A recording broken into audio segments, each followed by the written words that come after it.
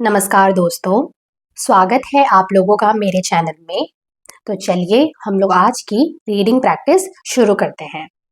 आगे बढ़ने से पहले कुछ हमारा कलर कोड है, इसको आप लोग ध्यान में रखिएगा। जैसे जो पिंक कलर से मैंने हाईलाइट किया है वो हमारा सेंटेंस का वर्ब है, और जो मैंने ब्लू कलर से हाईलाइट किया है वो हमारा वोकैबुलरी का पार्ट है।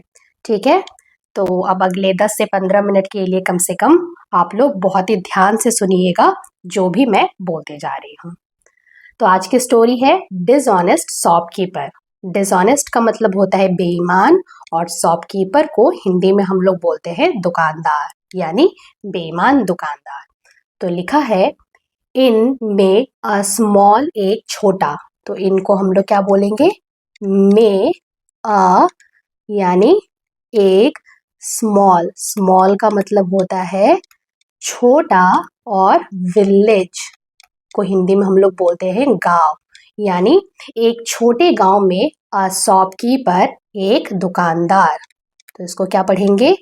एक दुकानदार। ठीक है, यानी एक दुकानदार नेम्ड, नाम का, रामू। तो नेम्ड को हिंदी में क्या पढ़ते हैं हम लोग? नाम का, और उसका नाम क्या था? रामू। ठीक है, तो यहाँ पे क्या लिखा हुआ है कि एक छोटे गांव में एक रामू नाम का दुकानदार वॉज था, और वो क्या था? वेरी, बहुत, कावेटियस मतलब लालची। कावेटियस का मतलब होता है लालची, और वेरी को हम लोग हिंदी में पढ़ते हैं बहुत, और वॉज का मतलब तो था होता है। तो यहाँ पे लिखा हुआ है कि एक छोटे गांव में रामू नाम का एक दुकानदार था जो बहुत लालची था। ही यानी वह कौन? वो दुकानदार। यूज्ड हॉलो वेट मतलब खोखले बाट का उपयोग करता था। और ये जो यूज्ड है ये हमारा क्या है? ये यूज वर्ब का सेकेंड फॉर्म है, मतलब इस सेंटेंस को सिंपल पास्ट टेंस में कहा जा रहा है। तो इसको पढ़ेंगे उपयोग, उपयोग करता था, करता था। हॉलो, हॉलो का मतलब होता है खोखला, और वेट्स, वेट्स को हिंदी में हम लोग बाट बोलते हैं। ठीक है, यानी वो खोखले बाट का उपयोग करता था टू ट्रिक, धोखा देने के लिए, हिज कस्टमर्स, अपने ग्राहकों को। तो टू ट्रिक का मतलब क्या हो गया? धोखा देने के लिए, और हिज का मतलब है अपने कस्टमर्स, कस्टमर्स को हिंदी में हम लोग बोलेंगे ग्राहकों। तो यहाँ पे क्या लिखा हुआ है कि वह अपने ग्राहकों को धोखा देने के लिए खोखले बाट का उपयोग करता था। गिविंग देम, उन्हें देकर, लेस ग्रेन, कम अनाज। यहाँ पे जो गिविंग है इसका मतलब है देकर, और एक्चुअली में ये क्या है? ये हमारा गिव वर्ब का ये फोर्थ फॉर्म है, लेकिन यहाँ पे ये वर्ब की तरह काम नहीं कर रहा है, बल्कि ये नाउन की तरह काम कर रहा है। और इसी तरह के वर्ब को इंग्लिश ग्रामर में हम लोग जेरंड बोलते हैं। तो इसको पढ़ेंगे देकर, देम उन्हें, उन्हें किसे? ग्राहकों को, लेस ग्रेन, कम अनाज। लेस का मतलब क्या हो गया? कम, ग्रेन यानी अनाज, देन दे पेड फॉर मतलब जितना के लिए वो पैसा देते थे, यानी तुलना में। देन का मतलब हम लोग क्या पढ़ेंगे? तुलना में। दे, दे यानी वे लोग कौन? ग्राहक। पेड फॉर यानी भुगतान करते थे या देते थे। और ये जो पेड है ये हमारा क्या है? पे वर्ब का ये सेकेंड फॉर्म है, यानी ये पास्ट टेंस में लिखा हुआ है, सिंपल पास्ट, यानी देते थे, पैसे देते थे। ठीक है, तो यहाँ पे क्या समझाया गया है कि वो उन्हें कम अनाज देता था जितना वो पैसा देते थे उसकी तुलना में। अब आगे लिखा है ऑल दो, जबकि, ही वह, बिकेम हो गया। और यहाँ पे ये जो बिकेम है ये हमारा क्या होता है? ये बिकम वर्ब का ये सेकेंड फॉर्म है, यानी कि सिंपल पास्ट टेंस में लिखा हुआ है। तो इसको पढ़ेंगे जबकि ही यानी वह, बिकेम यानी हो गया। ठीक है, क्या हो गया? रिच क्विकली मतलब जल्दी से अमीर। तो रिच का मतलब है अमीर, क्विकली यानी जल्दी से, यानी वो जल्दी से अमीर हो गया। हिज रेपुटेशन उसका कपट बिगैन करने लगा। और ये बिगन क्या है? ये हमारा बिगिन वर्ब का सेकेंड फॉर्म है। बिगिन का मतलब होता है किसी चीज का शुरू होना या कोई काम को शुरू करना, और यहाँ पे सेकेंड फॉर्म में यूज किया गया है। इट मीन्स कि ये सेंटेंस को सिंपल पास्ट टेंस में बोला जा रहा है। तो इसको पढ़ेंगे हिज यानी उसका, डिसेप्शन कपट, बिगन करने लगा, करने लगा। क्या करने लगा? टू ruin खराब, हिज उसका, रेपुटेशन प्रतिष्ठा को। तो टू ruin का मतलब हो गया खराब, हिज उसका, रेपुटेशन प्रतिष्ठा को, यानी उसका जो कपट है वो उसके प्रतिष्ठा को खराब करने लगा। वन डे एक दिन, अ वाइज एक बुद्धिमान, ओल्ड बूढ़ा, मैन आदमी। तो वन का मतलब है एक, डे यानी दिन, और कौन? अ वाइज यानी एक बुद्धिमान।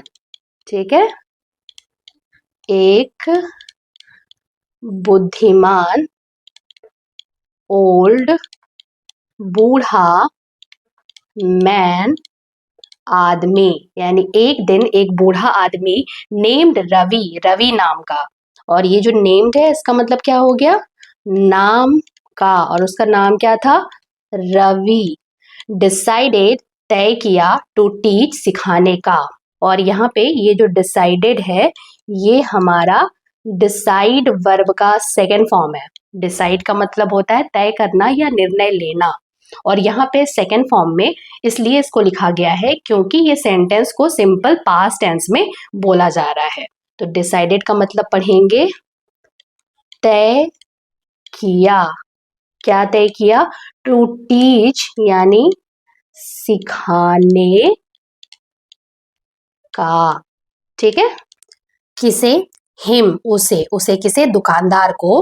अ लेसन एक सबक। तो हिम का मतलब है यहाँ पे उसे एक सबक। ठीक है, तो जो रवि है उसने क्या निर्णय लिया कि उसे एक सबक सिखाने का। ही बाउट वह लेकर आया या फिर वह लाया। और ये जो बाउट है ये हमारा क्या है? ब्रिंग वर्ब का ये सेकेंड फॉर्म है। ब्रिंग का मतलब होता है लाना, और यहाँ पे इसको सेकेंड फॉर्म में इसलिए यूज किया गया है क्योंकि ये सेंटेंस को सिंपल पास्ट टेंस में बोला जा रहा है। तो इसको पढ़ेंगे वह लाया। क्या लाया? 5 किलोग्राम्स ऑफ सुगर, 5 किलो चीनी। तो यहाँ पे 5 का मतलब क्या हो गया? 5 किलोग्राम्स। किलोग्राम्स को हिंदी में हम लोग किलोग्राम ही बोलते हैं। ऑफ सुगर चीनी, यानी वो 5 किलोग्राम चीनी लेकर आया, बट लेकिन वेट नापा। और ये वेट क्या है हमारा? ये हमारा वे वर्ब का सेकेंड फॉर्म होता है। वे का मतलब होता है नापना, और यहाँ पे इसको सेकेंड फॉर्म में यूज किया गया है क्योंकि ये सेंटेंस को सिंपल पास्ट टेंस में बोला जा रहा है। तो इसको पढ़ेंगे नापा। इट उसे, उसे किसे? चीनी को। एट होम घर पर। तो यहाँ पे क्या लिखा है कि लेकिन, यहाँ पे वेट, वेट यानी नापा। इट उसे, उसे किसे? चीनी को। एट होम घर पर। तो एट का मतलब हो गया पर, और होम यानी घर, यानी उसने घर पर नापा। फाइंडिंग पाकर, इट वॉज यह था, ओनली 4 किलोग्राम सिर्फ 4 किलोग्राम। तो यहाँ पे क्या लिखा हुआ है कि जब वो घर गया और जब वो नापा कि जो चीनी है वो उसका क्या है? सिर्फ और सिर्फ 4 किलोग्राम का है। तो यहाँ पे इसको क्या पढ़ेंगे? फाइंडिंग। फाइंडिंग मतलब क्या हो गया? पाकर, ठीक है। और यहाँ पे एक चीज आप लोग नोट करिएगा, ये जो फाइंडिंग है ये हमारा फाइंड वर्ब का फोर्थ फॉर्म है, लेकिन ये वर्ब की तरह काम नहीं कर रहा है, बल्कि ये यहाँ पे एडजेक्टिव की तरह काम कर रहा है, ठीक है। तो पाकर, इट वॉज, इट यानी यह था, क्या था, ओनली, ओनली मतलब सिर्फ, कितना, 4 किलोग्राम, मतलब सिर्फ 4 किलो था, 4 किलो, ठीक है।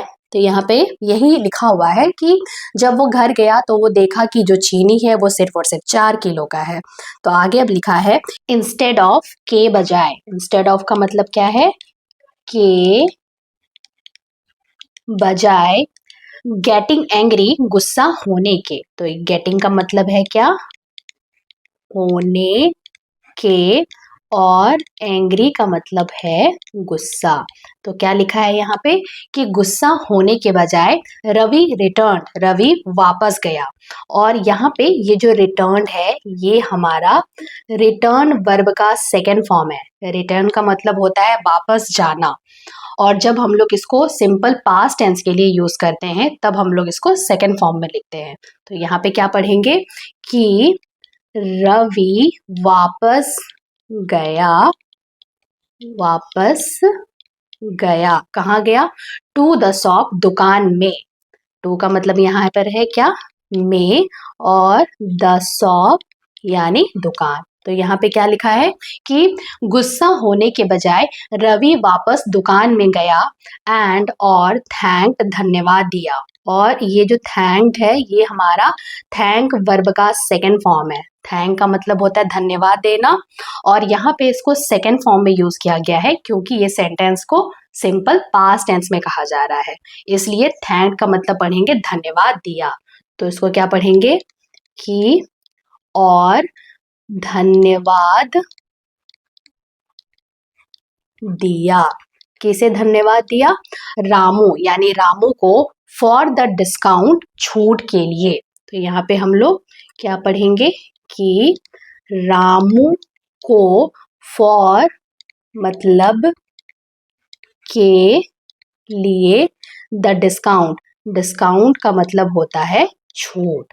तो यहाँ पे हम लोगों को बताया गया है कि रवि जो है वो 4 किलो चीनी लेके वापस दुकान गया और रामू को झूठ मूठ का धन्यवाद दिया, क्योंकि उसका जो इंटेंशन था, यानी वो क्या चाहता था रवि, कि कम से कम जो रामू है उसको उसका सबक मिलना चाहिए। डिसीटफुल रामू यानी धोखेबाज रामू या कपटी रामू। तो डिसीटफुल का मतलब है कपटी, और ये कौन है, रामू, यानी कपटी रामू रियलाइज्ड, एहसास किया। और ये जो रियलाइज्ड है ये हमारा रियलाइज वर्ब का सेकेंड फॉर्म है। रियलाइज का मतलब होता है एहसास करना, और यहाँ पे इसको सेकेंड फॉर्म में यूज किया गया है। इट मीन्स कि ये जो सेंटेंस है ये सिंपल पास्ट टेंस में कहा जा रहा है। तो इसको क्या पढ़ेंगे कि एहसास किया, ठीक है। रवि हैड एक्सपोज्ड की मतलब रवि जो है पोल खोल चुका था, यानी यहाँ पे क्या लिखा है कि रवि पोल खोल चुका था। और ये जो एक्सपोज्ड है ये हमारा क्या होता है, ये एक्सपोज वर्ब का थर्ड फॉर्म है। एक्सपोज का मतलब होता है किसी का पोल खोलना, और यहाँ पे इसको थर्ड फॉर्म में हैड के साथ यूज किया गया है, और ये स्ट्रक्चर हमारा पास्ट परफेक्ट टेंस का होता है, यानी यहाँ से जो सेंटेंस शुरू हो रहा है वो पास्ट परफेक्ट टेंस में शुरू हो रहा है। तो यहाँ पे लिखा गया है कि कपटी रामू को ये एहसास हुआ कि रवि जो है पोल खोल चुका था। हिज ट्रिक, उसके चाल को, तो हिज का मतलब है यहाँ पे उसके, और ट्रिक यानी चाल, तो उसके चाल को इन फ्रंट, के सामने। तो इन फ्रंट का मतलब हम लोग पढ़ेंगे के सामने, ऑफ अदर विलेजर्स, दूसरे गांव वालों के। तो ऑफ का मतलब हो गया के, अदर यानी दूसरे, विलेजर्स गांव वालों के। तो यहाँ पे हमें समझाया गया है कि जो रवि है वो दूसरे गांव वालों के सामने उसका जो पोल है वो खोल चुका था। अब आगे लिखा है असेम्ड एंड फियरिंग, मतलब शर्मिंदा और डरा हुआ। तो असेम्ड का मतलब होता है शर्मिंदा और फियरिंग यानी डरा हुआ। ही वुड लूज मतलब वो खो देगा, यानी वो काफी ज्यादा शर्मिंदा हो गया था और साथ साथ में वो बहुत ज्यादा डर भी गया कि वह खो देगा, यानी वो वुड लूज को पढ़ेंगे खो देगा। लूज का मतलब होता है खोना। ऑल हिज कस्टमर्स, अपने सारे ग्राहकों को। तो ऑल का मतलब क्या हो गया, सारे। हिज यानी अपने, कस्टमर्स मतलब ग्राहकों को। तो जो रामू है वो काफी ज्यादा डर गया था, किस बात से, कि वो अपने सारे ग्राहकों को खो देगा। इसलिए रामू अपोलोजाइज मतलब रामू माफी मांगा। और ये जो अपोलोजाइज्ड है ये हमारा अपोलोजाइज वर्ब का ये सेकंड फॉर्म है। अपोलोजाइज का मतलब होता है माफी मांगना। और यहाँ पे इसको सेकेंड फॉर्म में इसलिए लिखा गया है क्योंकि ये सेंटेंस को सिंपल पास्ट टेंस में लिखा जा रहा है, तो इसलिए इसको पढ़ेंगे रामू माफी मांगा। ठीक है। एंड और प्रॉमिस्ड वादा किया। और ये जो प्रॉमिस्ड है ये हमारा क्या है, ये प्रॉमिस वर्ब का सेकंड फॉर्म है। प्रॉमिस का मतलब होता है वादा करना, और यहाँ पे इसको सेकंड फॉर्म में इसलिए लिखा गया है क्योंकि यहाँ से जो सेंटेंस है ये हमारा सिंपल पास्ट टेंस में लिखा हुआ है। तो इसको क्या पढ़ेंगे, वादा किया। तो यहाँ पे है कि और वादा किया, किस बात के लिए वादा किया, टू यूज फेयर वेट्स मतलब उचित बाट का उपयोग करने का। तो टू यूज का मतलब हो गया उपयोग करने का। फेयर, फेयर को हम लोग हिंदी में पढ़ेंगे उचित, और वेट्स का मतलब होता है बाट। ठीक है, जो तराजू में नापा जाता है जिससे, उसको हम लोग बाट बोलते हैं। तो अब क्या हुआ कि रामू जो है वो माफी भी मांगता है और वो वादा भी करता है कि वो अब से हमेशा वो उचित बाट का उपयोग करेगा। ही लर्नड उसने सीखा। और यहाँ पे ये जो लर्नड है ये हमारा क्या है, लर्न वर्ब का ये सेकंड फॉर्म है। इसको सेकंड फॉर्म में इसलिए लिखा गया है क्योंकि ये सेंटेंस को सिंपल पास्ट टेंस में कहा जा रहा है।